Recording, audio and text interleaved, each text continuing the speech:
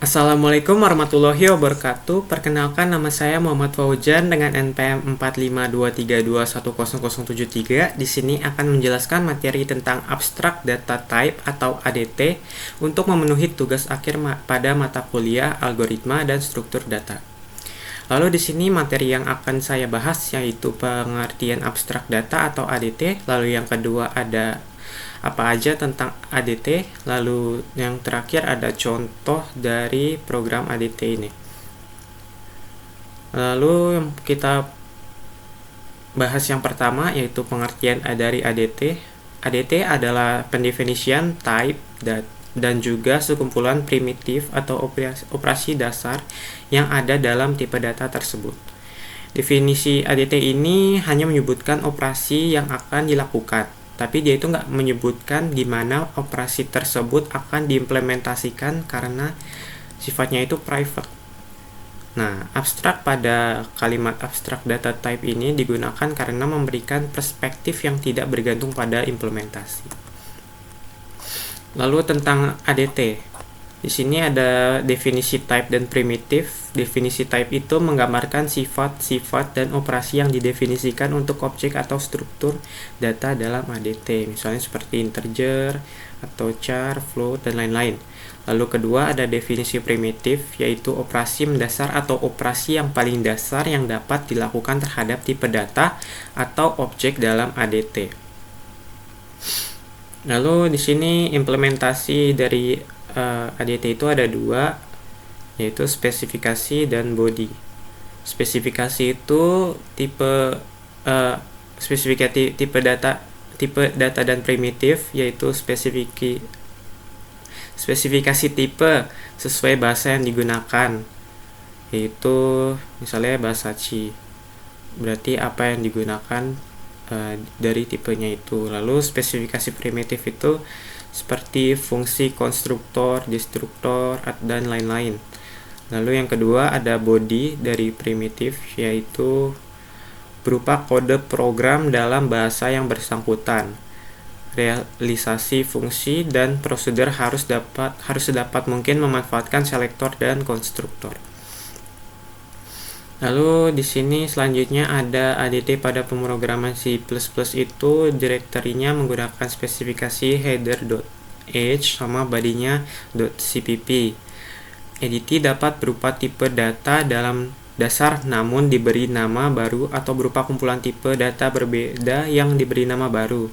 Untuk pembuatan ADT digunakan keyword typedef. Jadi nanti si tipe datanya itu diberi nama baru, misalnya integer bisa jadi nama orang gitu, misalnya Fauzan atau nama siapa dan lain-lain ya. Lalu ADT sebagai objek koleksi itu yang pertama ada array, yang kedua array 2 dimensi, lalu linked list, lalu ada stack, queue, dan tree. Lalu di sini ada contoh dari ADT. Di sini kita misalnya mau memasukkan nama, pecahan, umur, sama satu huruf yang kita pilih. Jadi di sini bisa dilihat pertama itu pakai typedef supaya nanti si ini objeknya itu bisa didefinisikan kembali atau bisa didefinisikan kembali ya. Soalnya di sini ada integer jan. Nah, si jan-nya itu objeknya didefinisikan kembali menjadi ojan. Lalu di sini si jan itu bisa menjadi si tipe datanya tersebut. Jadi kan di sini ojan itu untuk memasukkan umur. Umurnya itu menggunakan integer karena dia itu kan angka. Jadi misalnya 19. Jadi nanti umur yang dicetak adalah 19 dan itu juga berlaku sama yang lainnya. Nah, di sini si char itu dia itu menjadi dua tipe data char. Si jan ini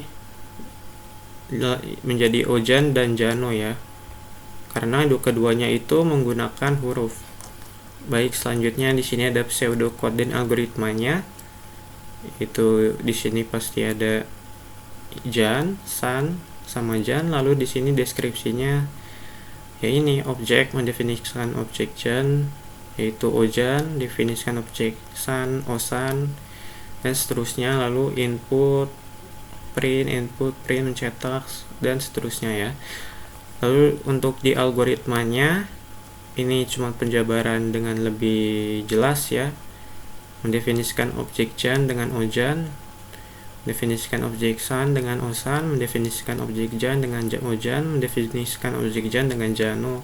Lalu ada input, output, dan seterusnya sampai selesai.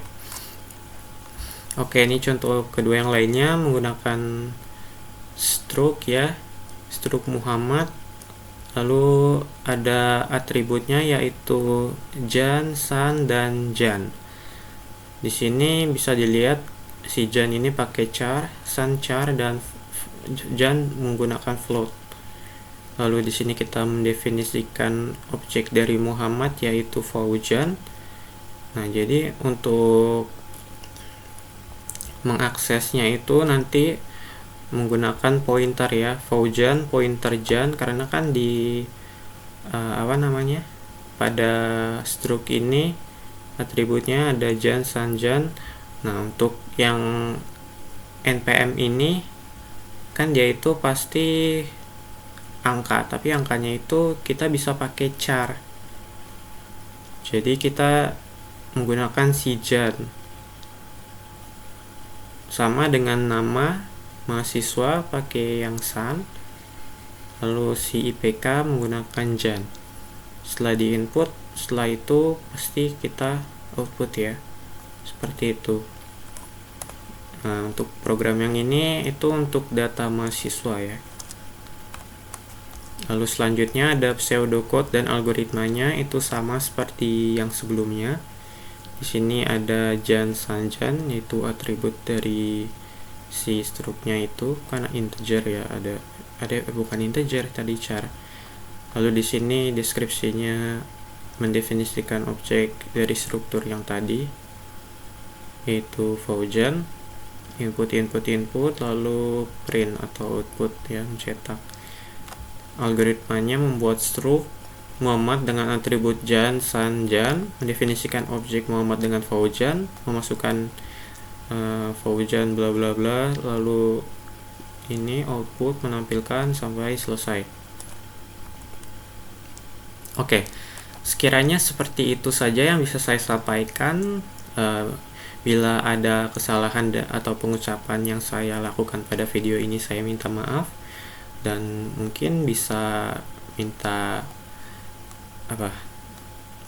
komentar dan juga perbaikan di dalam kolom komentar. Maaf jika ada kekurangan, dan terima kasih sudah menonton. Wassalamualaikum warahmatullahi wabarakatuh.